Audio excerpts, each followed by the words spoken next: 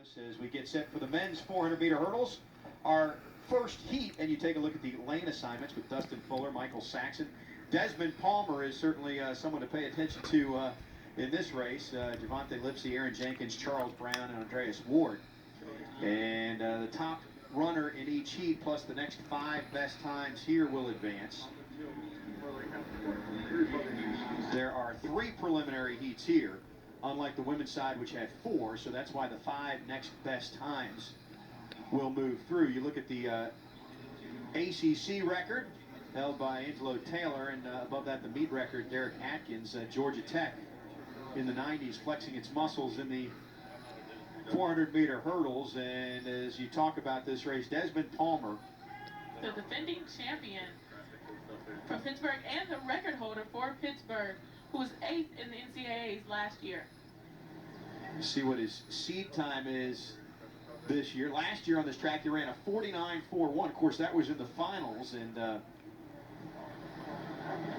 finished 8th at the NCAA Nationals a year ago. Also on the Pitt 4x14 that finished 11th in the NCAAs. We talked about number of steps for the women. For the men, they should be taking 14 to 15 steps initially, and then start to spread out maybe to 16 steps toward the end. So pay attention to Palmer from Pitt. He is a junior in lane 4. The next best seed time this year, just next to him in lane 5, Javante Lipsy from North Carolina went sub 52 with a 51.97. So based on those times, it'll be the middle of the track as they are off the first of 3 prelims. As we're on to the men's action now in the 400-meter hurdles. And Palmer in lane 4. So Palmer and Lipsy with the stagger all the way to your left. That was Andreas Ward from Georgia Tech. This is the area of the race where your fitness starts to kick in. Now this is where it'll become Lipsy and Palmer in lane 4 and 5 as they will head to the home stretch, and that's exactly who it is. Looked like the steps were off a little bit there, but now Palmer starts to pull away. You talk about the fitness, and there it is for Desmond. Desmond Palmer from Pitt opens it up and then cruises home, and he will win this heat. Javante Lipsy of North Carolina comes in second. No surprise, the defending champ looks strong as he finishes first.